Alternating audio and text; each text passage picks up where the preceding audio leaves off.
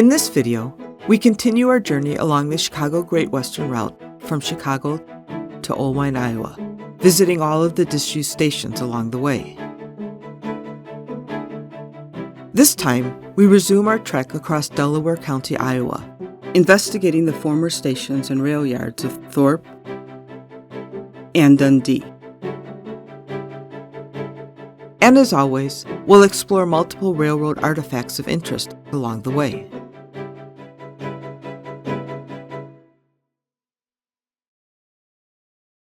We last left off at Oneida, Delaware County, Iowa. The next Chicago Great Western stop is at Thorpe, 5 miles to the west-northwest. On the way, we'll visit the remains of 2 bridges that are yet visible in the landscape. The first of these is just a few miles to the northwest.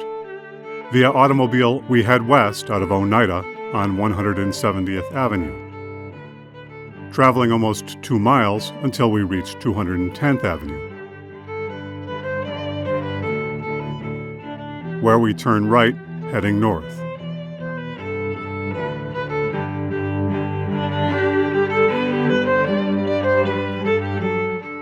Just a half mile along this road, to our right and to the east, sits a bridge remnant a few hundred feet from the road.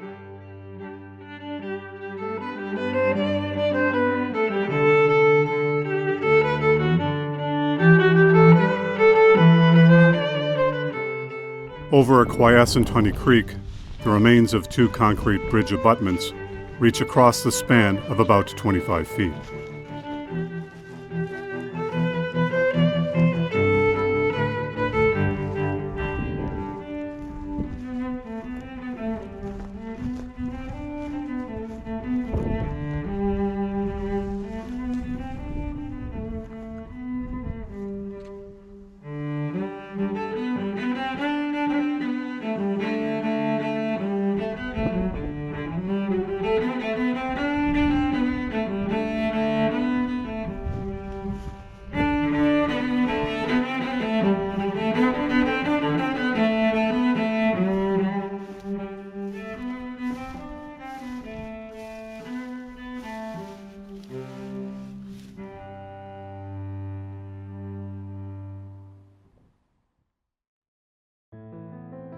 There is another bridge or trestle worth exploring not too far from here to the northwest.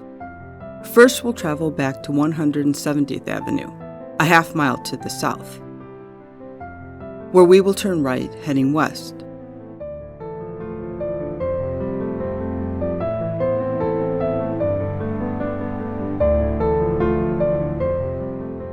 We take this road for a mile until we reach 200th Avenue, where we turn right, heading north.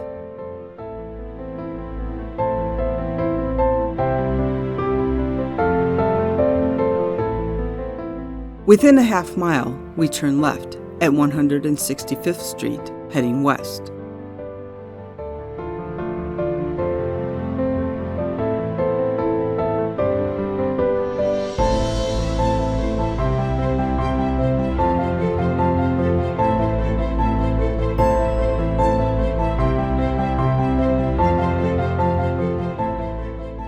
One and a half miles further, we reach 190th Avenue.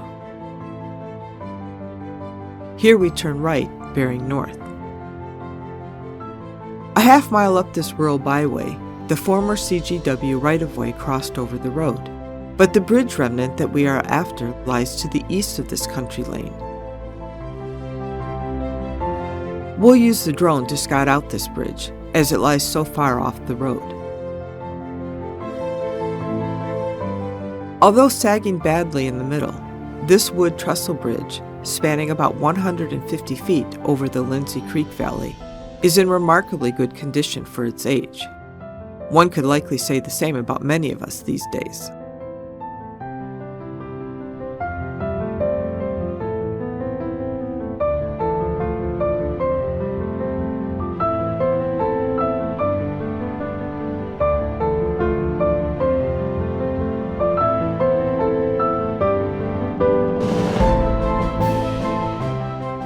Cattle graze peacefully beneath this trestle, as they likely have for more than 100 years. This is an exceptional artifact, abiding quietly along a rural country avenue. Back on track towards Dundee, we head a half-mile south to 165th Street.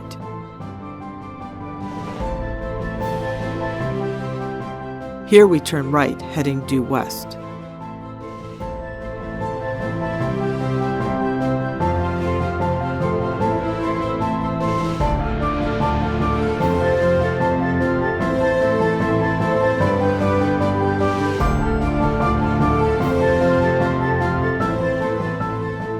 One mile along this avenue brings us to 180th Street, where we turn right, bearing north.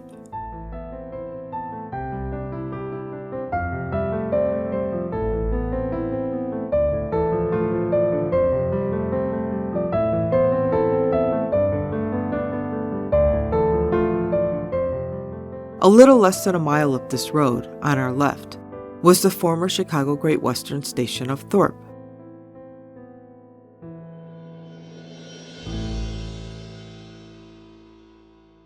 The former Thorpe Station was located about 500 feet to the west of 180th Avenue, on the south side of the trackway, along what is today a private drive that extends along the former Chicago Great Western right-of-way.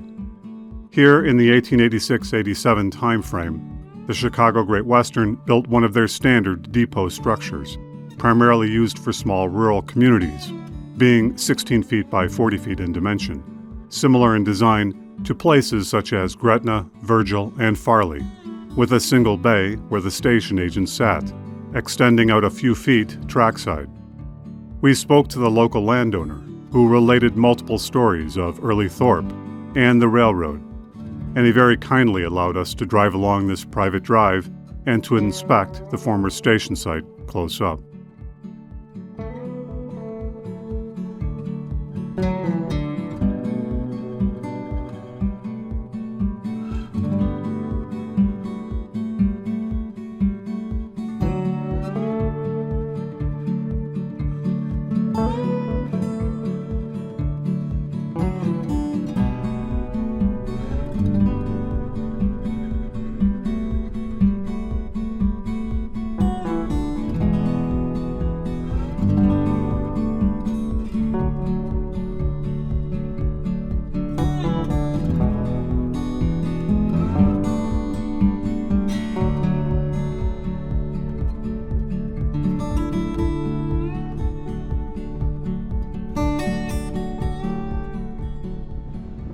Just 100 feet west of the former depot site are the remains of a concrete structure, perhaps part of the water tank assembly.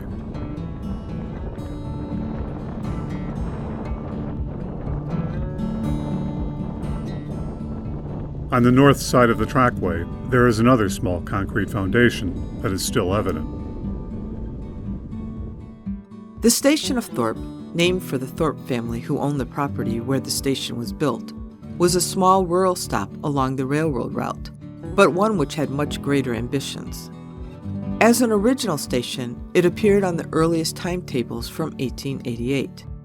By the early 1890s, the Chicago Great Western was looking to place a major new hub and shops for its growing railroad network, extending southwest to Kansas City, Missouri.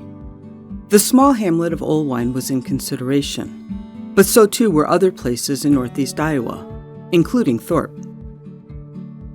The Thorpe family, mostly the sons of early settler Benjamin Thorpe, led by businessmen Charles and Garrett Thorpe, were investing heavily in Delaware County, Iowa land, purchasing several thousand acres in land speculation, anticipating the continued growth of local railroads.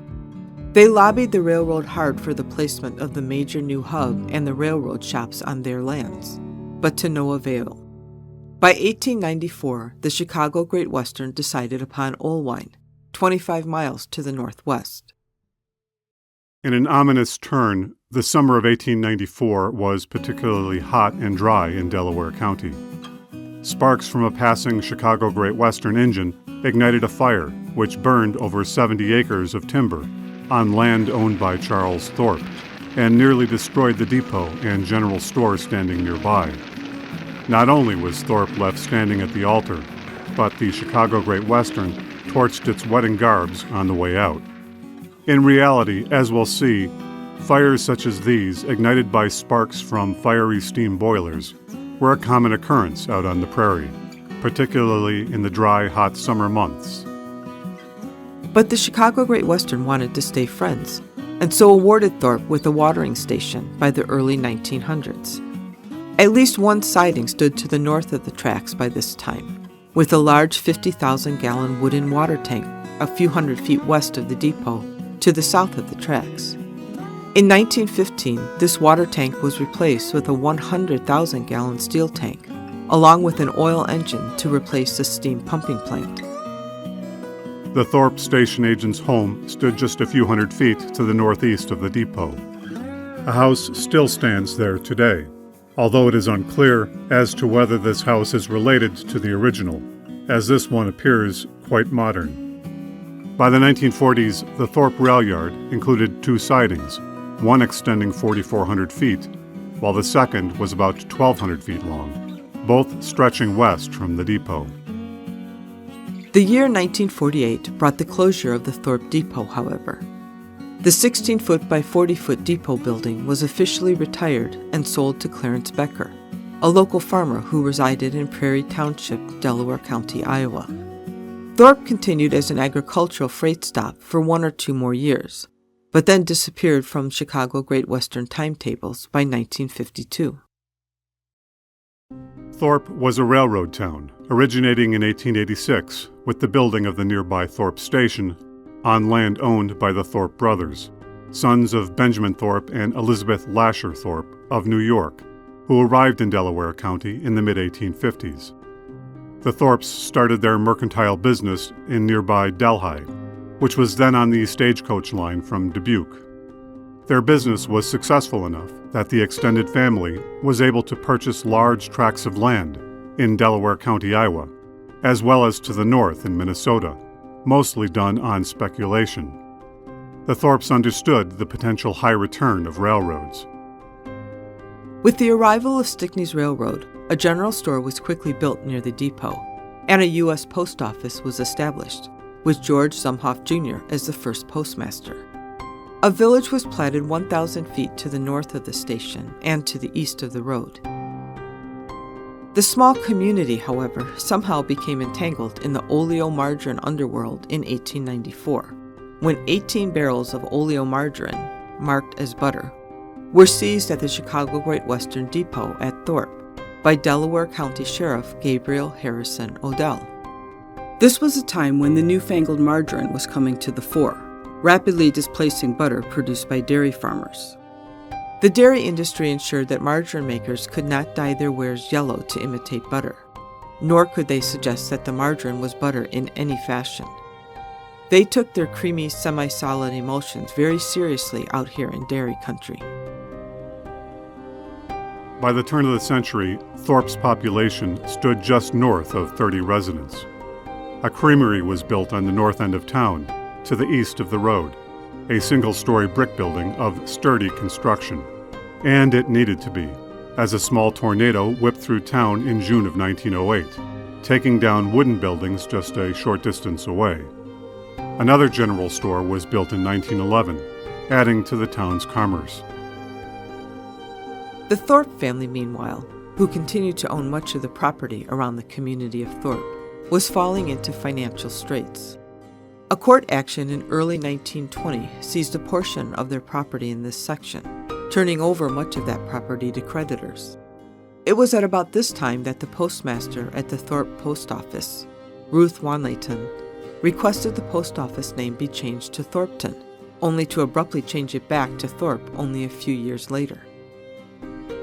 The quiet rural town continued to grow nonetheless, pushing beyond 75 residents by 1925. But like many farming communities, Thorpe's population began to decrease following the Great Depression, as younger people moved out to find work in the larger urban areas. By the start of World War II, the community of Thorpe was down to 35 residents. A gas station and grocery store marked the town location for many years to follow. Today, Thorpe is a small unincorporated community in Honey Creek Township, Delaware County, Iowa, consisting of a few dozen homes along 180th Avenue.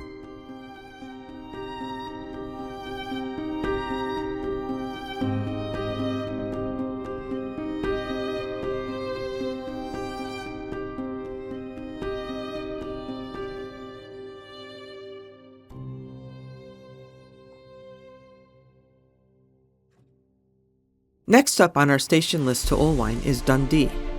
Dundee was located about 5 miles to the west-northwest of Thorpe Station. To get there, we head north along 180th Avenue for about a half mile, before turning left onto 150th Street, bearing west.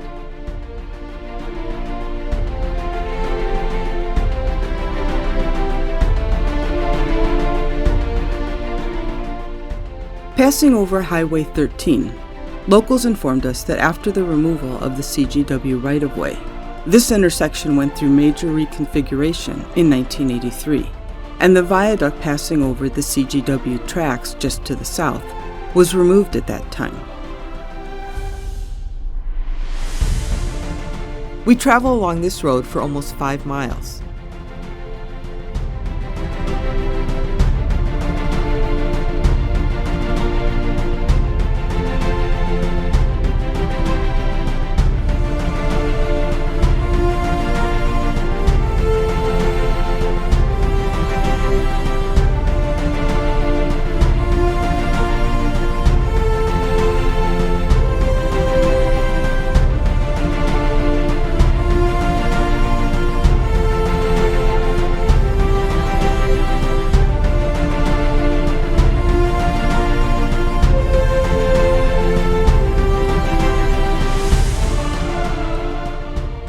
The road finally curves north and becomes Spring Street as we enter into Dundee.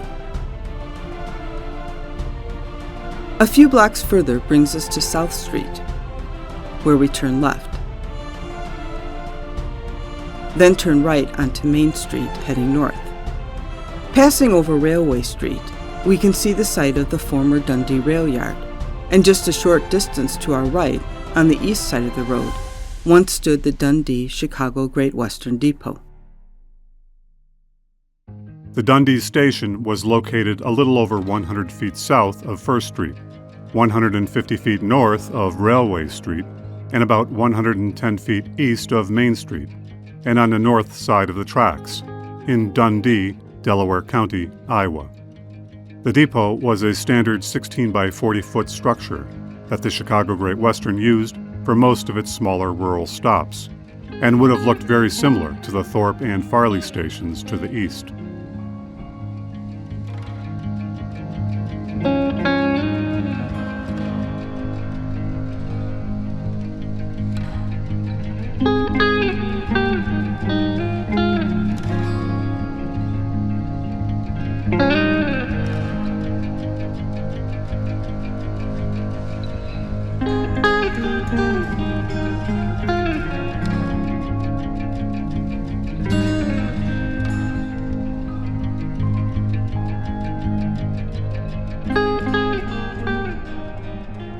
It was one of the original stations on the Chicago Great Western route and appeared on the earliest timetables from 1888.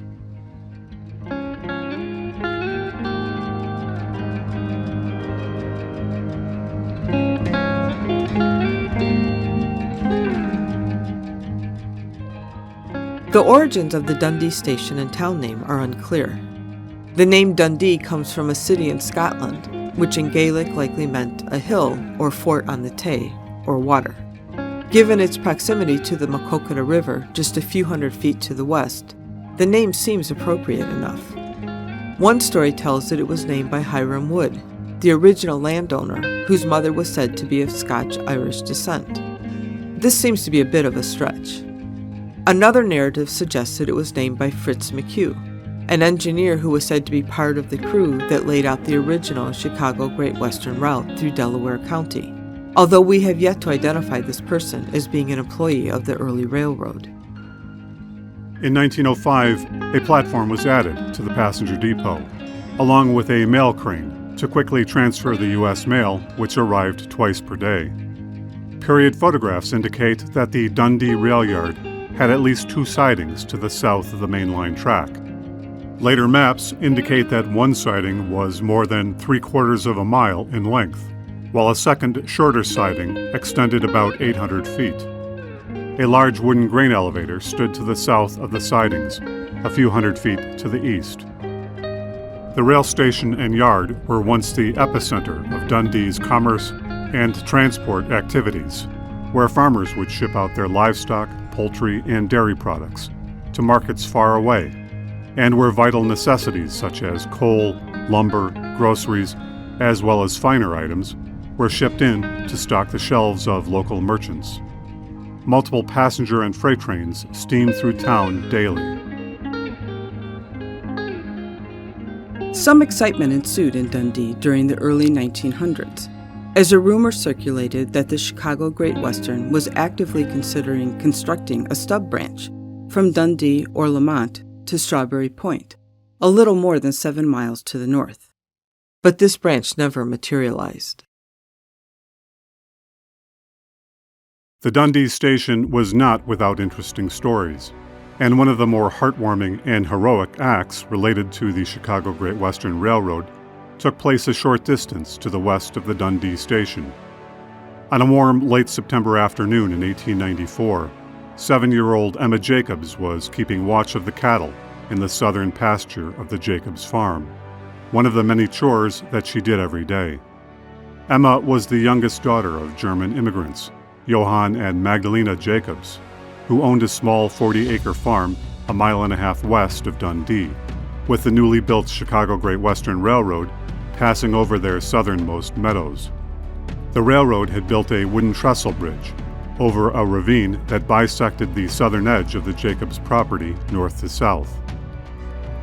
On this day, while watching the livestock, the precocious child noticed that the wooden railroad bridge had started a fire, likely due to the hot, dry conditions and sparks from a recent passing train. Alarmed, she left behind the herd of cows, running to her home, which was 1/3 of a mile away, as fast as her small legs could carry her, yelling to her parents all the while that the bridge was on fire. Emma and her parents ran back to the bridge and attempted to put out the fire, which was now in full blaze, but to no avail. With a portion of the bridge already reduced to embers, the Jacobs knew at once that any passing train would be in great danger of derailment, or far worse. Father Johann ran to the west along the tracks, while little Emma ran to the east to flag down any trains before they reached the precarious trestle. Sure enough, a freight train was just then bearing down from Dundee to the east. Brave Emma kept running directly towards the train as it approached, yelling to the engineer all the while and waving her red shawl. The engineer, Edward Freeman, spotted the little girl running towards the train on the tracks and was able to slow the train to a stop just to hear the little girl's warning of the burning bridge. The surprised but relieved conductor, Johnson, ordered the train back to Dundee, from whence carpenters and repair crews were summoned from the Dundee rail yard and the distant Lamont station to put out the fire and to rebuild the bridge. Little Emma and the Jacobs had saved the fortunate Chicago Great Western train from an almost certain accident. After her heroic actions, young Emma simply took up her former station of keeping watch over the Jacobs cattle, apparently all in a day's work for the young farm girl. Realizing that the youngster had saved the railroad a great deal of money as a result of her quick thinking and brave efforts, a few weeks later, a representative of the Chicago Great Western visited the Jacobs home and presented young Emma with a check for $50 as a reward, a pretty penny, worth about $1,800 in today's money. In another Dundee incident, more than a decade later, in the summer of 1906, an early morning freight train traveling west out of Dundee derailed as it passed over the bridge spanning the Maquoketa River, several hundred feet to the west of the station. The engine managed to pass safely across the bridge, but a broken flange caused several trailing freight cars to plunge into the river tens of feet below.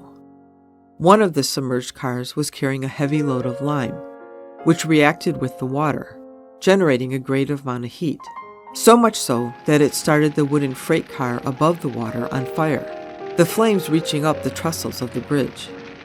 One unfortunate homeless man, who had been riding in one of the derailed freight cars, lost his life in the accident. It took several hours for railroad crews to put out the fire and to repair the bridge and tracks. Like many rural stations along this stretch of the Chicago Great Western, by the late 1940s and early 1950s, few trains were stopping at Dundee. In 1953, the original passenger depot was retired and replaced with a small shed to serve as a freight station. The passenger depot structure was sold to local farmer R.J. Welsh for the sum of $150, or roughly $1,000 in today's money. Almost 2 decades later, in 1971, the last freight train stopped at Dundee to unload a load of coal. In 1980, the railroad was abandoned, and the tracks were removed by a reclamation crew a year later in 1981. As we alluded to earlier, one unique feature of the Dundee Station is that a river ran north to south, several hundred feet to the west of the depot and rail yard. This was the Maquoketa River, and it was spanned by a substantial railroad bridge built by the Chicago Great Western. It was about 125 feet in length, consisting of a single pier and 2 concrete abutments. You can still see the remains of the bridge to this day. The lone pier stands in the stream bed, while the intact west abutment hides beneath the foliage.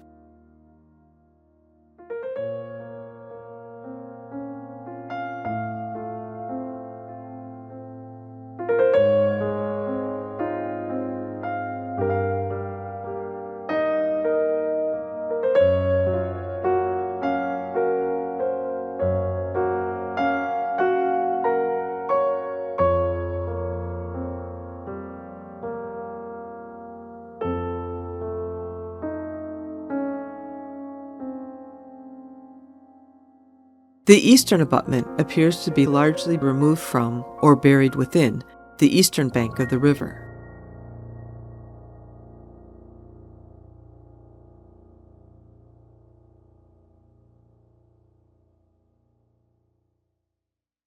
Like Thorpe to the east, Dundee was a railroad town, originating with the coming of Stickney's Railroad in the mid-1880s.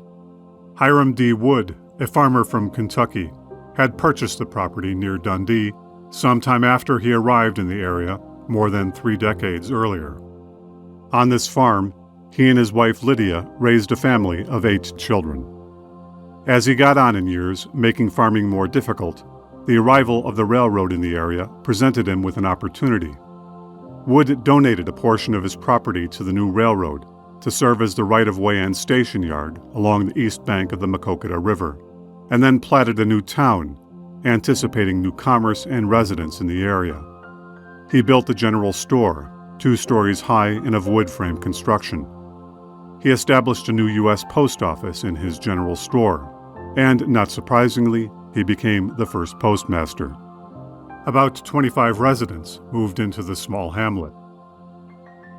The new community grew. By 1900, the newly established Dundee Hotel and nearby livery stable served visitors passing through Dundee. The Dundee Savings Bank also set up business, housed within a 1-story brick building along Center Street, directly across the street from the Wood General Store. However, the new town suffered a major setback in early November of 1906, when a huge fire swept through the west side of the town, destroying most of the buildings along Center Road, with losses on the order of $15,000, or about $400,000 in today's money. The buildings to the east of Central Road were spared, including 2 general stores, the blacksmith shop, and the hotel. The town quickly recovered, however. In 1907, a telephone switchboard was installed at the home of the local druggist, and the pharmacist's wife and mother-in-law managed the switchboard. Hard to imagine today that someone in your local community had to set up all of your phone calls, and then likely got to listen in on all of your conversations. The bank that had been destroyed in the 1906 fire was rebuilt in 1908. In 1916, the Central States Power and Light Corporation brought electricity to the community, a technology which touched almost everyone and must have seemed revolutionary at the time. And with the population now topping out at about 200 residents, after 3 attempts, Dundee finally incorporated as a town in 1917. In 1922, a bank heist occurred at the Dundee Savings Bank with a meticulous plan that involved the Chicago Great Western trains. In the wee early morning hours of Friday, June 16, 1922, a gang of robbers cut the telegraph and telephone wires into Dundee. They broke into the Dundee Savings Bank and then timed the arrival of the Chicago Great Western train to dynamite the bank safe. The noise from the passing train covering the sound of the explosion. The gang successfully made off with $1,200 in cash and another $4,500 in bonds, easily eluding authorities as they escaped into Minnesota. In the ensuing decades, even with the eventual closure of the Chicago Great Western, Dundee's population has remained remarkably stable for the past century, hovering between 160 and 200 residents. After surviving train accidents, destructive fires, and bank robberies, the town yet continues as a quiet and resilient community along the banks of the ancient Maquoketa River.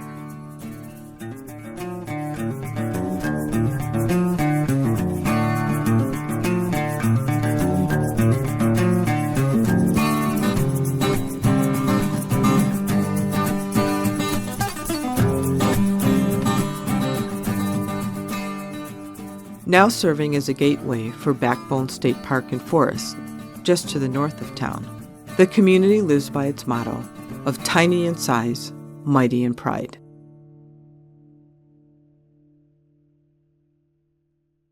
In our next Chicago Great Western adventure, we'll leave behind rustic Delaware County, passing into Buchanan County, Iowa.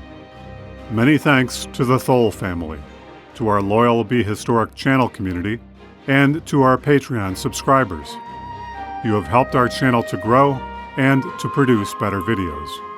As always, if you are enjoying these videos, please remember to like, subscribe, share, and comment. And consider supporting our channel on Patreon. We hope to see you, in a manner of speaking, in our next video adventure.